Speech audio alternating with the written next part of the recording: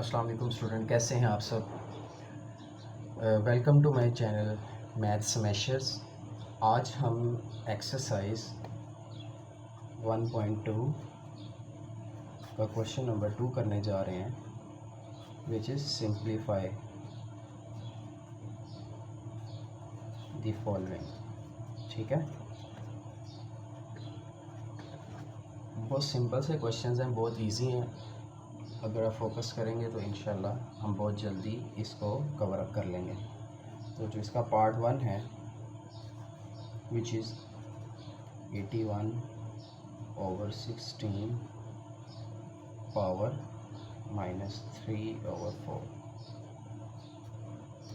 अच्छा जी, सबसे पहले हमने क्या करना है, आप क्वेश्चन में देख रहे हैं कि आपके पास न्यूमिनेटर में 81 है और डिनोमिनेटर में 16 है, और इसकी जो पावर है वो -3/4 है और ब्रैकेट के बाहर है। ब्रैकेट के बाहर इस पावर का मतलब ये है कि ये 81 के साथ भी है और ये 16 के साथ भी है। तो आप क्या करेंगे, आप सबसे पहले इस 81 का एलसीएम लेंगे। ठीक है, इधर साइड पे 81 का एलसीएम ले लें। 3 27 ज़ा 81, 3 9 ज़ा 27, 3 3 ज़ा 9 एंड 3 1 ज़ा 3। तो अगर आप देखें कि 81 को हम कह सकते हैं 1 2 3 4, विच इज़ 3 की पावर 4। और 16 का भी एलसीएम ले लेते हैं। 2 4 2 8 2 4 2 2 एंड 2 1 एंड 16 ऑल्सो 2 की power 4 and the power outside will be same -3/4। अब आप क्या करेंगे कि आप इस पावर को जो इंटरनल वाली पावर है उसके साथ मल्टीप्लाई कर देंगे, न्यूमिनेटर में भी और डिनोमिनेटर में भी। ठीक है, यानी 3 की पावर 4 और जो बाहर पहले से पावर थी उसको भी यहाँ पे लिख दिया, डिवाइडेड बाय 2 की पावर 4 और बाहर पहले से पावर क्या थी -3/4। ठीक है, अब ये 4 इस 4 से डिवाइड हो रहा है तो कटिंग हो जाएगा, ये भी कटिंग हो जाएगा। ऊपर रह जाएगा 3 की पावर -3 और नीचे रह जाएगा 2 की पावर -3। फर्दर क्या करेंगे, अब अगर आप देखें कि ये जो इसको कहते हैं बेस, ठीक है, और पावर को कहते हैं एक्सपोनेंट। अगर आपके पास ऐसी फॉर्म है ना, तो इसको पढ़ते हैं हम बेस, और इसको पावर भी कहते हैं और एक्सपोनेंट भी कहते हैं। ठीक है,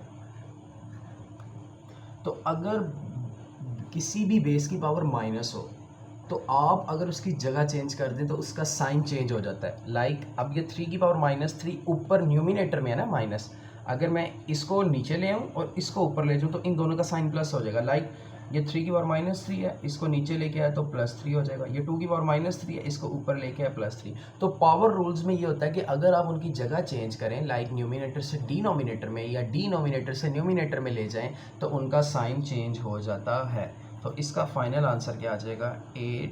2 का क्यूब 8 होता है, 2 के क्यूब का मतलब है 2 को 3 टाइम्स मल्टीप्लाई करना। ठीक है, 2 2 ज़ा 4 एंड 4 2 ज़ा 8। तो इसी तरह से 3 का क्यूब क्या होता है 27, 3 टाइम्स 3। तो ये आपका आ जाएगा फाइनल आंसर। ठीक है, अच्छा अब हम चलते हैं इसके नेक्स्ट पार्ट की तरफ, जो कि है पार्ट नंबर 2।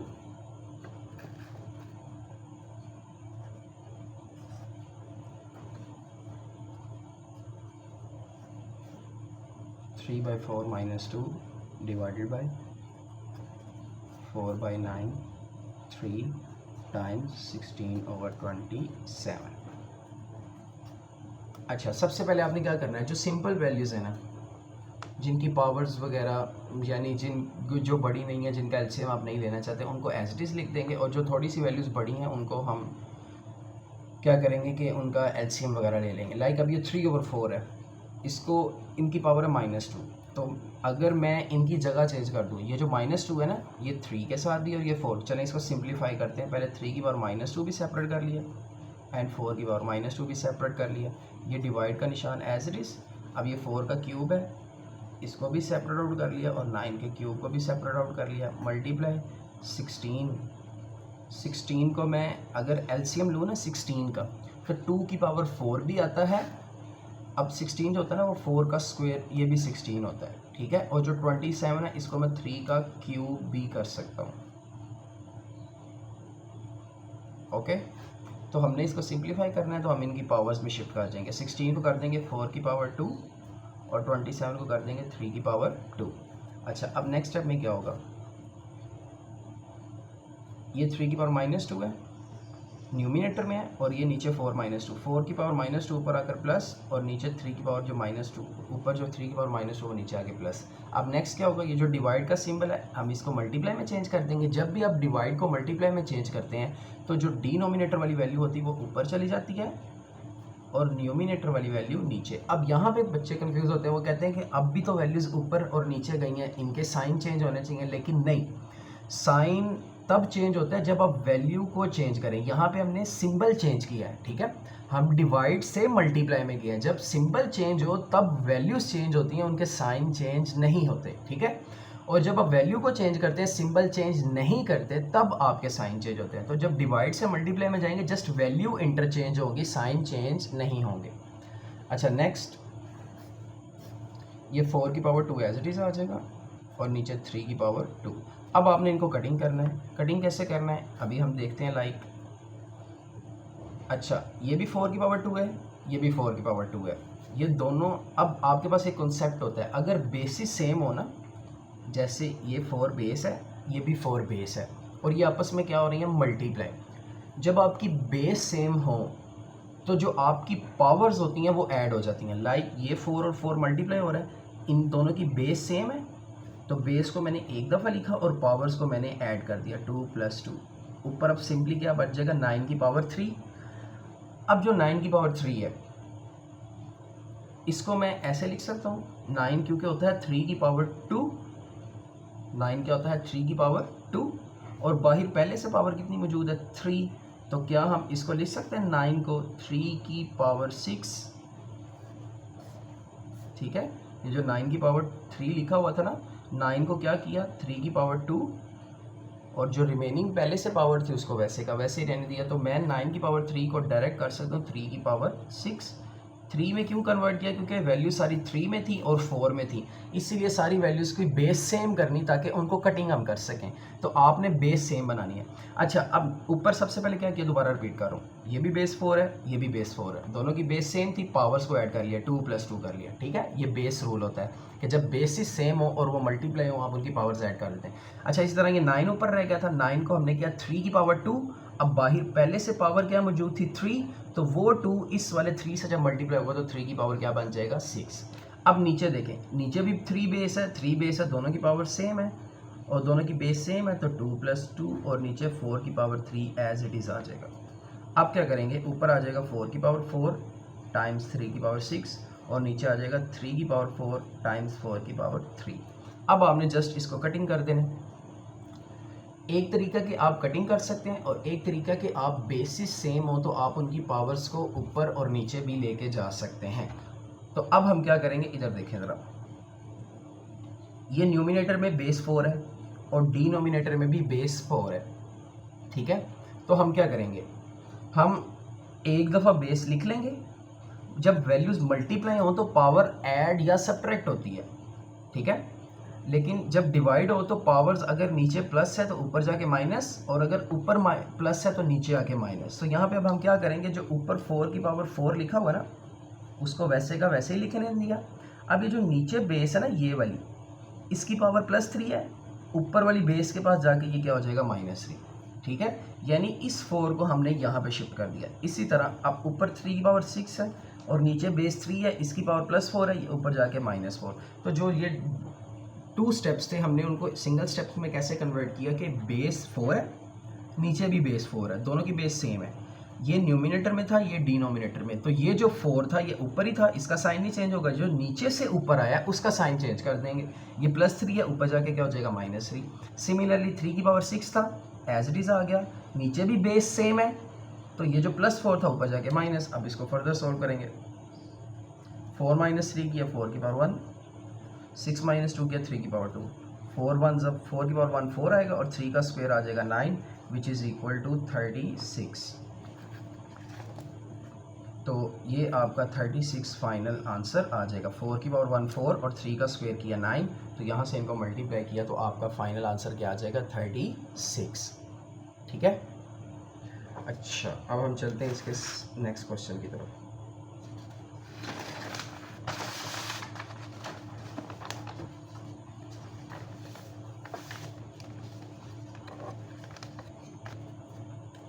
क्वेश्चन नंबर 3 की तरफ।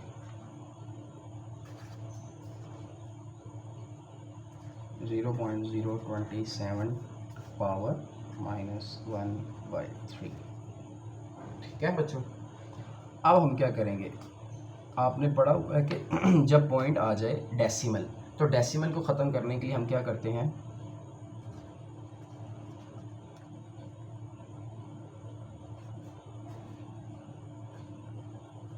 हम डेसिमल को ख़त्म करने के लिए क्या करते हैं कि इसको ख़त्म करते हैं और नीचे 1 ऐड करते हैं और आगे जितनी वैल्यूज़ होती हैं उतने हम डिजिट्स लगा देते हैं। ठीक है। क्या करते हैं, डेसिमल को ख़त्म करने के लिए डेसिमल के नीचे 1 प्लेस करते हैं और आगे जितने डिजिट्स हैं 1 2 3 उतने आप 0 ऐड कर लेते हैं। अब ये जो -1/3 पावर थी ना, ये पहले 0.027 के साथ थी, लेकिन अब ये किसके साथ हो जाएगी 27/1000, इसकी पूरी पावर बन जाएगी -1/3। ठीक है, क्योंकि ये जो पावर थी इस वैल्यू के साथ थी ना, हमने इसी को ही आगे फर्दर अपडेट किया है, क्योंकि 1000 से मैं इसको डिवाइड करूँगा तो दोबारा यही वैल्यू आ जाएगी। आपने अगर देखना हो कि ये वैल्यू दोबारा बन रही कि नहीं, आपने 27 को कैलकुलेटर में डिवाइड करना है 1000 से, तो आपके पास दोबारा यही वैल्यू आएगी। तो मैं इन अदर वर्ड्स कह सकता हूँ कि लाइक ये देखें, अगर मेरे पास 1/5 हो, ठीक है, तो कैलकुलेट में जब आप करेंगे तो इसका आंसर आएगा 0.2। ओके, तो मैं 0.2 की जगह पे 1/5 भी लिख सकता हूँ और 0.2 भी लिख सकता हूँ। जो 0.2 की पावर होगी वही 1/5 की पावर भी रहेगी। तो सेम इसी तरह से 0.027 जो होता है ना, वो 27/1000 के इक्वल होता है। ठीक है, तो मैं इसकी जगह पे ये डायरेक्टली लिख लूँगा, तो जो उसकी पावर है वो दोनों के साथ आएगी। अब हमने क्या करना है, 27 का एलसीएम लेंगे, 39 33 एंड 31, तो 3 की पावर 3 आ गया। इसी तरह से 1000 का भी एलसीएम लेंगे, 10 100 10 10 एंड 10 1। ठीक है, तो 10 की पावर भी क्या आ गई 3 आ गई। अब बाहर पावर पहले से क्या थी -1/3। अब बाहर वाली पावर को मल्टीप्लाई कर देंगे, 3 ×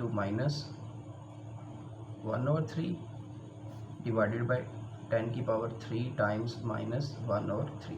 3 3 से कैंसिल, 3 3 से कैंसिल, ऊपर आ जाएगा 3 की पावर -1 और नीचे आ जाएगा 10 की पावर -1। अब 10 ऊपर चला जाएगा क्योंकि नीचे -1 है और 3 नीचे आ जाएगा और इनकी साइन क्या हो जाएंगे change, simple as it is. ठीक है, नेक्स्ट 4th क्वेश्चन पे आते हैं।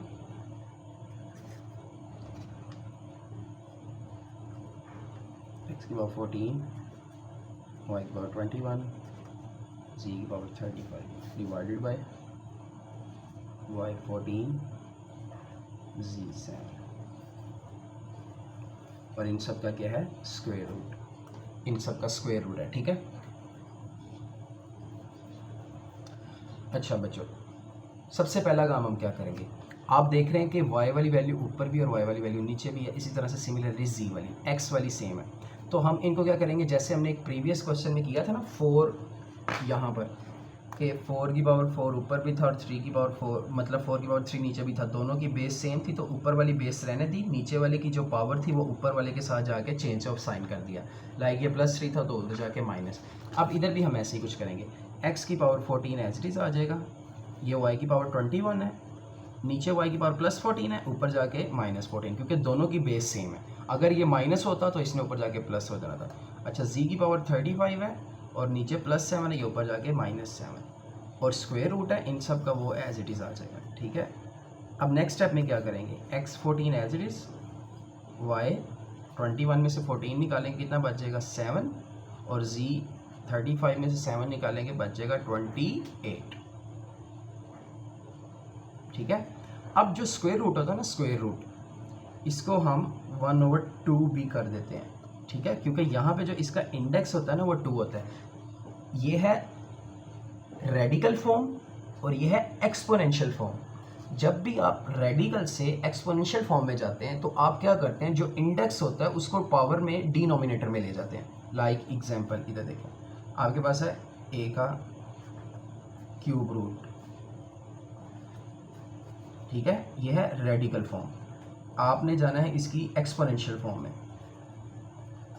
तो एक्सपोनेंशियल में क्या करेंगे, इसको कहते हैं रेडिकेंड, इसको रेडिकेंड कहते हैं। तो रेडिकेंड एज इट इज आ जाएगा। रेडिकेंड की जो पावर होती है, अब a की पावर कितनी है 1, जो रेडिकेंड की पावर है वो ऊपर और जो इंडेक्स है वो आपका d। तो इस तरह से आप रेडिकल से एक्सपोनेंशियल फॉर्म में कन्वर्जन करते हैं, ठीक है। तो अब यहाँ पे वही की है कि ये स्क्वायर रूट था, इसमें इंडेक्स में 2 था, तो हमने रेडिकल की फॉर्म में कन्वर्ट किया। रेडिकल की फॉर्म में कन्वर्ट करने के लिए जो इनकी पावर्स थी, क्योंकि यहाँ पे 3 वैल्यूज़ थी इसलिए मैंने तीनों को तो लिखा नहीं, मैंने डायरेक्ट 1 ऊपर कर दिया और ये 2 नीचे। अब हम क्या करेंगे, ये जो 1/2 है इन सब के साथ डिवाइड करते जाएंगे। लाइक 14 के साथ मल्टीप्लाई होगा 1/2, ये 1/2 इसके साथ भी है, इसके साथ भी है और इसके साथ भी है। y के साथ भी मल्टीप्लाई हो जाएगा 1/2 और z के साथ भी मल्टीप्लाई हो जाएगा 1/2, ठीक है। अब ये इससे कैंसिल आउट हो गया 7, 2 7 14। अच्छा ये कैंसिल आउट नहीं होगा, 7 1 7 और 2 वैसे का वैसे, और ये कैंसिल आउट हो गया 14, तो z की पावर आ जाएगी 14। तो ये आपका क्या आ जाएगा, फाइनल आंसर, ठीक है। अब हम इसका करते हैं क्वेश्चन नंबर 5।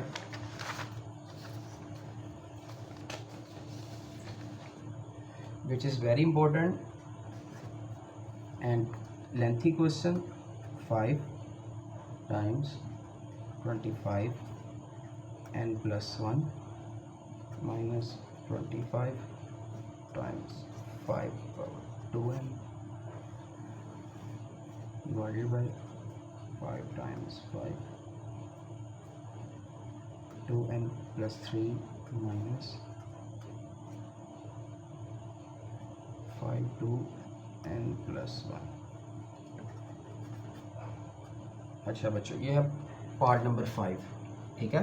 ये थोड़ा सा ट्रिकी है क्वेश्चन और थोड़ा सा लेंथी है, लेकिन कंफ्यूज नहीं होना, बहुत इजी करके हम समझेंगे। सबसे पहले आपने क्या करना है, अगर आप क्वेश्चन देखें, क्वेश्चन में आपको बेस 5 और 25 नज़र आ रही है। हमने सबसे पहला काम क्या करना है, इसमें जो भी वैल्यूज़ हैं इन सबको बेस 5 में कन्वर्ट करना है, लाइक इनका एलसीएम लेना है, ठीक है। अच्छा अब ये जो 5 है ये मल्टीप्लाई हो रहा है, डॉट का मतलब मल्टीप्लाई, 5 एज इट इज़ आ गया, आगे डॉट। अब ये जो 25 है, 25 जो होता है वो 5 का क्या होता है, स्क्वायर, ठीक है। आप एलसीएम भी लेके चेक कर सकते हैं और एज इट इज़। तो मैं यहाँ पे क्या कर दूँगा, 5 की पावर 2 और बाहर पहले से पावर क्या मौजूद है, n + 1 माइनस। अब ये फिर 25 है, इसको कर देंगे 5 की पावर 2 और बाहर पावर क्या है 5, इसकी पावर 1 है, तो ये 2n वैसे का वैसे ही इसके साथ ब्रैकेट में इधर अंदर आ जाएगा, ठीक है। सिमिलरली डिवाइड में ये 5 एज इट इज़ आ जाएगा और इसकी पावर क्या है, 5 की पावर 2n + 3 माइनस। अच्छा अब यहाँ पे हम क्या करेंगे, यहाँ पे 5 की पावर 2 है ना ब्रैकेट के अंदर यहाँ पे, और बाहर पावर क्या है n + 1। इसका मतलब है ये जो इंटरनल पावर है ये बाहर वाली पावर के साथ क्या होगी, मल्टीप्लाई।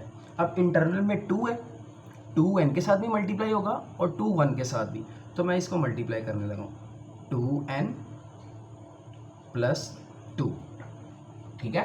ये जो बाहर n + 1 था ना वो इस ऐसे 2 के साथ मल्टीप्लाई हो जाएगा, इसके साथ भी और इसके साथ भी। तो अब 5 की पावर क्या बन जाएगी, 2n and 2 1 = 2। ये हो गया हमारा फर्स्ट स्टेप। अब सेकंड स्टेप में क्या करना है, ये 5 एज इट इज आ जाएगा, इस 5 की भी पावर्स को मल्टीप्लाई करें, 2n 2 + 2 1 = 2 माइनस। अच्छा अब अगर आप एक चीज़ गौर करें, यहाँ पर ये माइनस साइन है, ठीक है। माइनस के बाद ये दोनों आपस में क्या हो रहे हैं, मल्टीप्लाई। इन दोनों की बेस क्या है, सेम, ये भी बेस 5 है, ये भी बेस 5, मल्टीप्लाई है, तो मैं इनकी पावर्स को क्या कर दूंगा, ऐड कर दूंगा, ठीक है।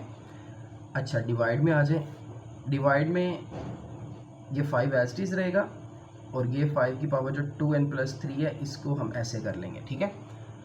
अच्छा, ये लास्ट वाली वैल्यूज़ भी एज इट इज़ रहेगी, इसको हमने कुछ नहीं करना। इस स्टेप में क्या किया, सेकंड स्टेप में सिर्फ हमने क्या किया, इस 2 को n के साथ मल्टीप्लाई भी किया, 2 को 1 के साथ, और इधर दोनों की बेस सेम थी, पावर्स को ऐड कर लिया। ठीक है, अब आप कहेंगे सर दो चीज़ें यहाँ पे कन्फ्यूज़न के लिए, कि आप एक कहेंगे सर ये 5 को 5 से कटिंग कर दें, ये 2n+2 2n+2 से ऊपर नीचे कटिंग हो जाए, लेकिन बच्चों ऐसा पॉसिबल नहीं है, क्योंकि जब भी वैल्यूज़ के दरमियान प्लस या माइनस का साइन आ जाए तो आप उसकी कटिंग नहीं कर सकते जब तक वो मल्टीपल की फॉर्म में हो या आप उसमें से कॉमन लें। तो आप अभी इसको अगर इसके साथ कट कर देंगे और 5 को 5 के साथ, तो आपका क्वेश्चन गलत हो जाएगा, क्योंकि दरमियान में माइनस साइन है। जब भी प्लस और माइनस हो तो आप डायरेक्ट कटिंग नहीं करते, आपको या तो उसमें से कॉमन लेना पड़ता है या आपको उसको मल्टीपल या डिवाइड की फॉर्म में करना पड़ता है। ये होगी पहली कन्फ्यूजन। दूसरी कन्फ्यूजन, आप कहेंगे सर कि आपने इधर तो बेस सेम थी, पावर्स ऐड कर ली, लेकिन इधर भी तो बेस सेम है, इधर क्यों नहीं पावर्स ऐड की, इधर भी तो बेस सेम है, इधर क्यों नहीं पावर्स ऐड की। ये इसलिए नहीं ऐड की क्योंकि नेक्स्ट स्टेप में हमें यहाँ से कुछ एक न्यू चीज़ चाहिए थी, हमने वो बनानी है। अगर मैं यहाँ पे पावर सेम कर लेता, पावर्स ऐड कर लेता, तो 2n+2 में ये 5 की पावर 1 ऐड होकर 3 हो जाना था। लेकिन अगर अभी आप देखें इस क्वेश्चन में कि ये 2n+2 इधर भी मौजूद है और 2+2n यानी कि यही सेम वैल्यू 2n+2 हो या 2+2n हो, बात एक ही है। ये वैल्यू दोनों में कॉमन है ना, तो मैंने अभी बताया कि आप कटिंग नहीं कर सकते जब तक आप इसमें से कॉमन ना लें। तो हमने इसको इसलिए इसके साथ ऐड नहीं किया क्योंकि ये वैल्यू और ये वैल्यू दोनों में कॉमन आ रही थी। अगर मैं इसको ऐड कर लेता फिर वो कॉमन लेना थोड़ा मुश्किल हो जाना था, तो इसीलिए मैंने इसको इसके साथ ऐड नहीं किया, सिर्फ वो चीज़ ऐड की जिससे मेरा कॉमन वैल्यू निकला है। जब मैं इसमें से कॉमन लूँगा तो रिमेनिंग वैल्यूज़ फिर हमारी कटिंग हो जाएंगी। अच्छा, सिमिलरली नीचे आ जाएँ डिवाइड में, अगर आप डिनोमिनेटर में देखें, ये 5 2n+2 है, ये है 5 2n+3। अगर 3 की बजाय यहाँ पे मेरे पास 2 बन जाए तो नीचे से भी कॉमन आ सकता है। अब देखें, अगर 2 की पावर 3 लिखा हुआ है ना, तो मैं इसको 2 की पावर 2 भी कर सकता हूँ और 2 की पावर 1, यानी अलग अलग कर सकता हूँ। जैसे मैं इनको कंबाइन कर सकता हूँ ना, बेस सेम हो तो पावर्स ऐड कर लेते हैं, तो इसी तरह से हम इसको सेपरेट आउट भी कर सकते हैं। तो डिनोमिनेटर में अब पता हमने क्या करना है कि ये 2n+3 है ना, कॉमन लेने के लिए हमें 2n+2 चाहिए, तो मैं 3 में से बेस क्या है 5, एक 5 की पावर 1 अलग कर दूंगा। ठीक है, तो अब नेक्स्ट पार्ट देखें क्या होगा। ऊपर वाली वैल्यू में से तो हम कॉमन ले लेते हैं। देखें, ये 5 की पावर 2n+2 इसमें भी है और इसमें भी है। जब मैंने 5 की पावर 2n+2 कॉमन लिया, ये आगे पीछे लिखा है, इससे कंफ्यूज नहीं होना, इसमें 2n पहले इसमें 2n बाद में, तो इशू नहीं है। अच्छा, ये देखें, इस वैल्यू में भी ये वैल्यू कॉमन थी और इधर भी। अच्छा, जब मैंने फर्स्ट वैल्यू में से ये वैल्यू कॉमन ली तो फर्स्ट वैल्यू में से रिमेनिंग क्या बचेगा 5, और सेकंड वैल्यू में से ये चीज़ ऑलरेडी कॉमन ले लिया, तो इधर क्या बच जाएगा 1, क्योंकि जब कुछ नहीं बचता वहाँ पे क्या बच जाता 1। दोबारा सुने मैंने कॉमन कैसे लिया, इस वाले सेक्शन में से एक वैल्यू ये है और एक वैल्यू ये। हमने 5 2n+2 इसमें से भी कॉमन लिया और इसमें से, जब इन दोनों में से मैंने कॉमन निकाल लिया, लेट्स सपोज आप समझें कि ये एक बॉक्स इधर है और एक बॉक्स इधर है, इसमें से जब मैंने ये कॉमन निकाल लिया, मैंने हाथ रख लिया, अब देखें जब इन दोनों में से मैंने ये वैल्यू निकाल ली बाहर, तो इधर मेरे पास 5 बच जाएगा और इधर मेरे पास कुछ भी नहीं बचेगा, तो उसकी जगह हमने क्या लगा दिया 1। सिमिलरली नीचे भी हम ऐसे ही करेंगे, नीचे सबसे पहले फॉर्म बनाएंगे। अच्छा, इधर देखें, इस 5 की पावर कितनी है 1, हमें यहाँ पे अगर कॉमन लेना तो 3 की बजाय कितना चाहिए 2, हमें ये चाहिए 2n+2। अच्छा, जब मैं 2 करूँगा तो इसमें से 5 की पावर जो 1 है वो बच जाएगा, वो 1 जो है ना वो इस 5 की पावर 1 के साथ मिलके क्या कर देगा 5 की पावर 2, और आगे जो पावर वैसे की वैसे ही आ जाएगी। बच्चों ये स्टेप मैं दोबारा रिपीट कर रहा हूँ, हमने नीचे भी कॉमन लेना था, जैसे ऊपर कॉमन लिया ना, नीचे कॉमन लेने के लिए मुझे 3 की जगह पे 2 चाहिए और बेस क्या है 5। ठीक है, तो हमने क्या किया, इस 3 में से 5 की पावर, ये 5 की पावर, ये 3 का मतलब है कि यहाँ पे 3 दफ़ा 5 है, 5 की पावर 1, 5 की पावर 1, 5 की पावर 1। हमें 3 नहीं चाहिए थे, हमें 2 चाहिए थे, तो हमने 2 में से एक 5 को सेपरेट किया, यानी 5 की पावर 1 को। अब वो जो 5 सेपरेट हुआ, वो बाहर वाला जो पहले से 5 मौजूद था 1, उसके साथ 1 + 1 हो गया, कितना हो गया 2। अब आप नीचे भी देखें तो ये कॉमन आ रहा है सेम।